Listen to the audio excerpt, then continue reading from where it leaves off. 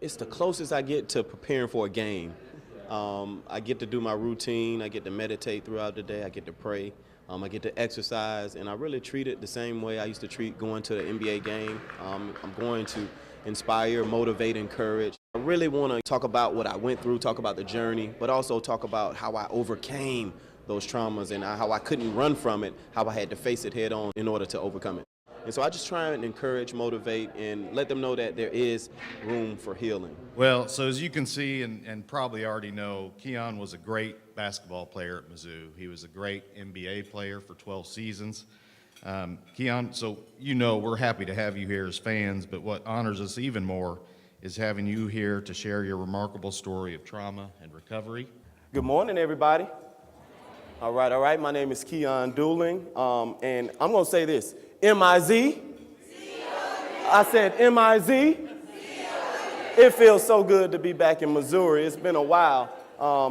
It's an honor and a privilege to be here. The Coalition, thank you so much for inviting me out. Basketball has given me an incredible platform, but this kind of work is my calling and my purpose.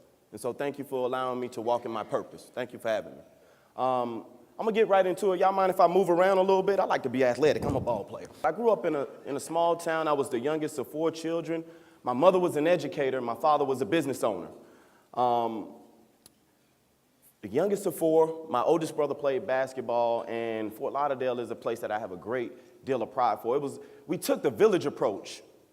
It took a village to raise a child. So if I was locked out of the house, I could go to the neighbor's house. If I didn't have a meal, I could go and get me a meal. If I needed some sugar, I could go get me some sugar from a neighbor. So it was that kind of feeling that I grew up around.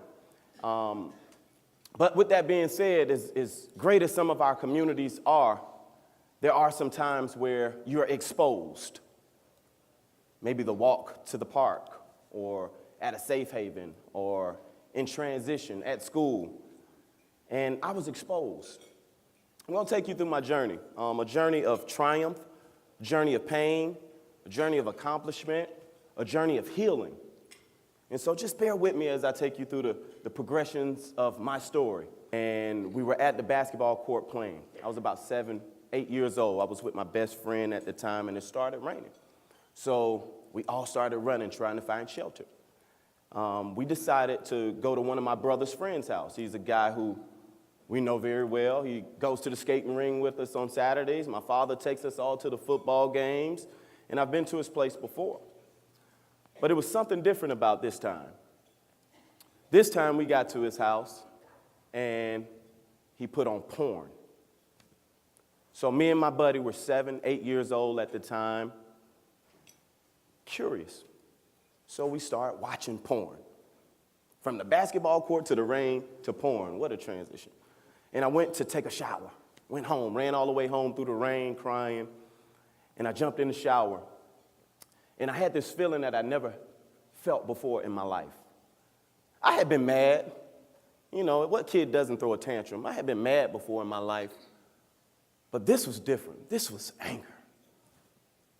This was a charge of violation and anger that I had never allowed myself to feel at 7 years old. I remember just feeling like the Hulk when he was about to just go into, just break out. But I'm 7, and I'm not that physically dominant at the time, and so I made a decision that this will never happen to me again. I started riding with a knife at 7 years old. Got an orange knife, put some tape around it, took the handle of my bicycle, disfigured it, put the knife in there, put it back together. 7 years old, I started riding with a knife. 7 years old, I started being very promiscuous, trying to prove to myself that what happened to me that moment wasn't me. And then I was also suffering in silence. You know that great village that I talked about?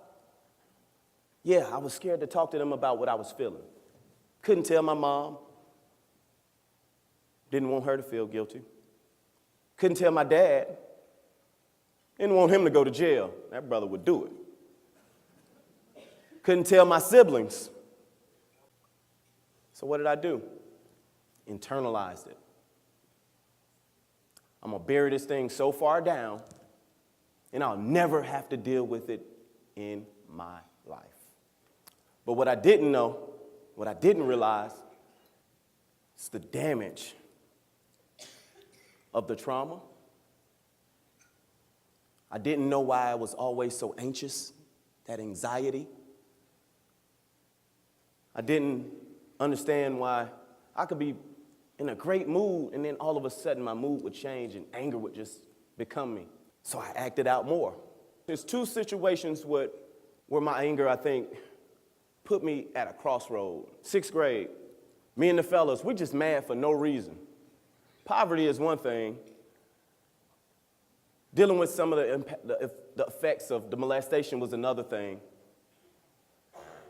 And then you got teenage boys with all this testosterone. That's a recipe for disaster. So we decided one day to go play this game called the knockout game. And I remember walking to go play the knockout game as we were looking for somebody to express our anger through. That's an easy way of saying we was going to try and knock somebody out. And I remember walking and they said, oh, we got one. And I just remember this feeling and saying that, no, this isn't what I want to do. And so I remember at that moment running away. Later that year, this same crowd, 6th grade, were riding in a stolen vehicle. Stolo was what we used to call them. We riding in a stolo. Police get behind us. I talked real straight to the Lord that day. I said, Lord, you get me out of this one. I ain't never riding in another stolo again. So we get out of that when the police don't stop us. But I made a decision to not ride in stolen cars anymore. I had an outlet. That outlet was around basketball. This was the game that I would play when I was happy. This is the game that I would play when I was sad. This is the game that inspired me to get out of poverty. It was a way that I could go to college. Maybe get my mom and pops a better house. So I was focused. I had an outlet, a healthy outlet. Much more healthier than the smoking and the drinking and the being promiscuous. And so I held on to that dream. Basketball saved me. A lot of coaches poured into me. It was a way that brought my family together. They all came to the games and supported me. It was a way that we brought the community together. It was a way that I made money, too.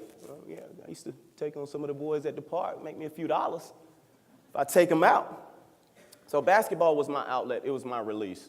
And I thank God for it because if I didn't have basketball, I probably would have dwelled in anger a lot more.